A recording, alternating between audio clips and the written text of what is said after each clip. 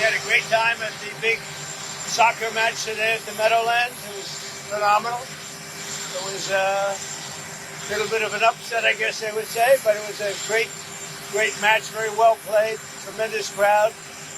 And that's sort of a pre-World Cup. We have World Cup coming, we have Olympics coming, and we have 250 years coming. That's going to be a big one, maybe the biggest one of all.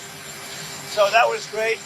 We had some tremendous financial numbers released on Friday, as you probably heard, that our country made $25 billion last month. $25 billion. It hasn't done that in a long time, and a lot of that's done because of good management, and number one, and maybe even more importantly, the tariffs that are pouring in. We have tariffs pouring in at levels that we have never seen before, and they've only just started. That's really a small portion. It's mostly from cars and aluminum and steel, a little bit of lumber.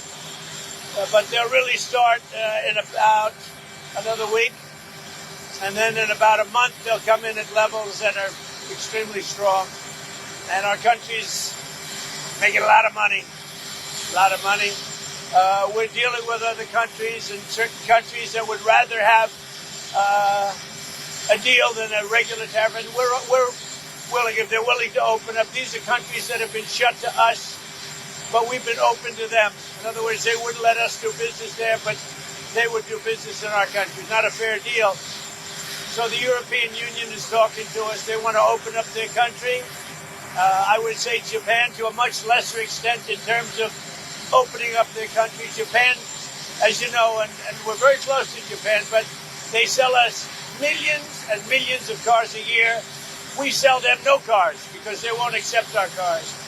And they won't accept much of our agriculture either. So,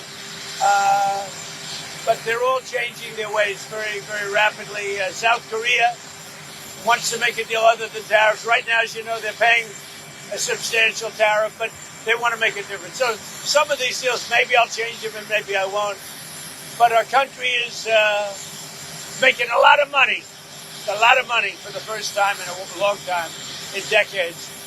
And that's the way it should be. We have a country that's, and I said it the other day to you people, we have a country that was dead. It was dead. It was a goner 1 year ago, and now we have the hottest country in the world. Okay, questions? It seems like we're taking off about $40 billion that would go to illegal benefits. What does that mean to the bottom line that we're taking away a lot of the fraud and abuse that's illegal? Getting rid of a lot of waste, fraud, and abuse. One of the reasons I think that you'll see the numbers start to be very good for the country, but I think more than anything else, we have tariffs coming in the will be hundreds of billions of dollars. Gaza, we are talking, and hopefully we're going to get that straightened out over the next week. Let's see what happens. Gavin Newsom is fighting with these men and women's sports. He's fighting with Bondi, McMahon. As a father, as a husband, does he hate women? Why does he want men and women's sports so badly? No, I don't know if he hates women, but look, he thinks it's good politically, I guess. He's just saying Gavin Newsom wants to keep men in women's sports. Nobody understands it. Very few. I say it's a 3% issue. You know, they say it's 80-20. It's not 80-20. I think it's 97-3.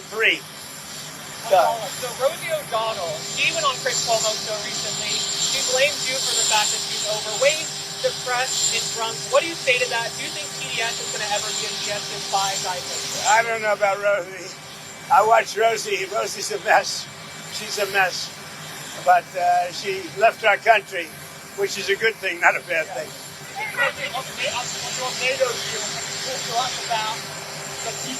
Yeah. Well, I'm going to have a meeting with the Secretary General who's coming in tomorrow. But we basically are going to send them various pieces of very sophisticated military, and they're going to pay us 100% for them. And that's the way we want it. And we've been trying to get that again. I don't think Biden ever asked for it. We're in for about $350 billion. Europe is in for $100 billion. That's a lot of money, 100, but they should be in actually for more than us. So as we send equipment, they're going to reimburse us for that equipment. Doesn't that sound good? That's the way it should have been a long time ago. still going to send 10 Patriot missiles to Ukraine? I haven't agreed on the number yet, but they're going to have some because they do need protection. But the European Union is paying for it. We're not paying anything for it, but we will send it. It'll be business for us, and we will send them Patriots, which they desperately need, because Putin really surprised a lot of people. He talks nice, and then he bombs everybody in the evening. So there's a little bit of a problem there, and I don't like it.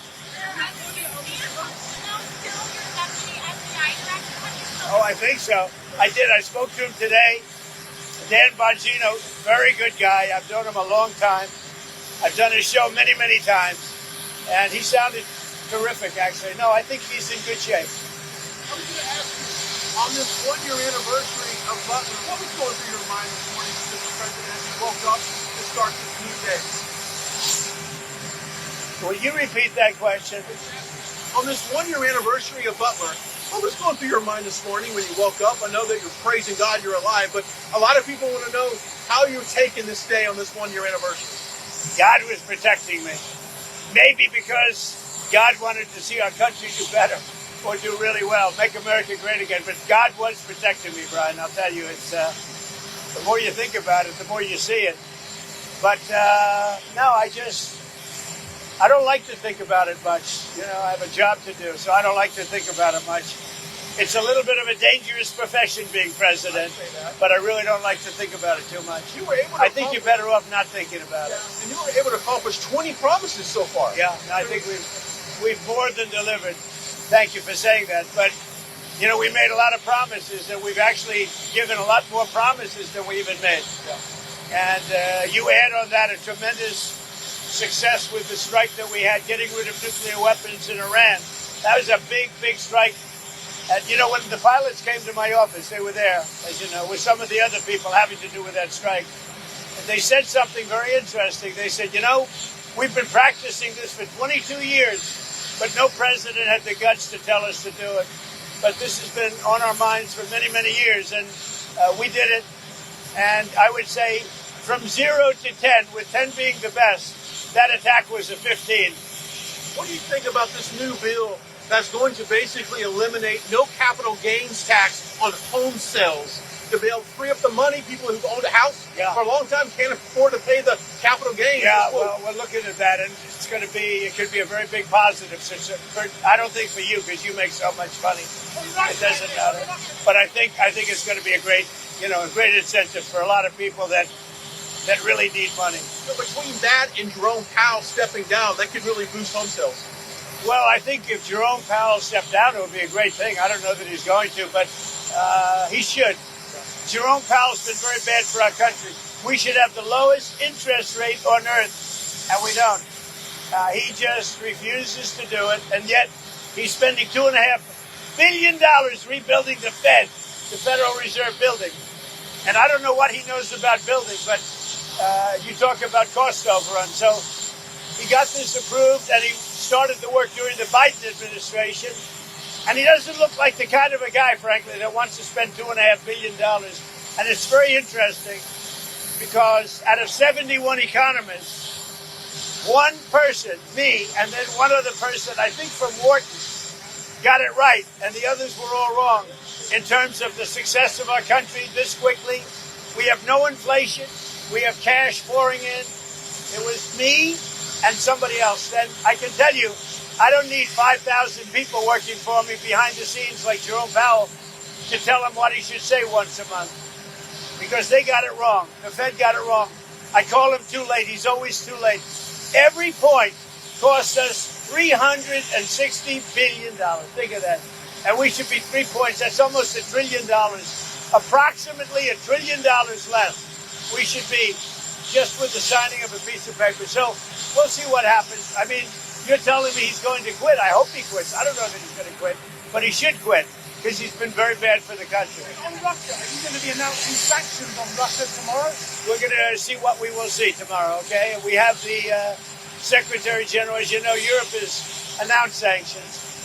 But I am very disappointed with President Putin. I thought he was somebody that meant what he said, and he'll talk so beautifully, and then he'll bomb people at night. We don't like that. Thank you, everybody. Thank you.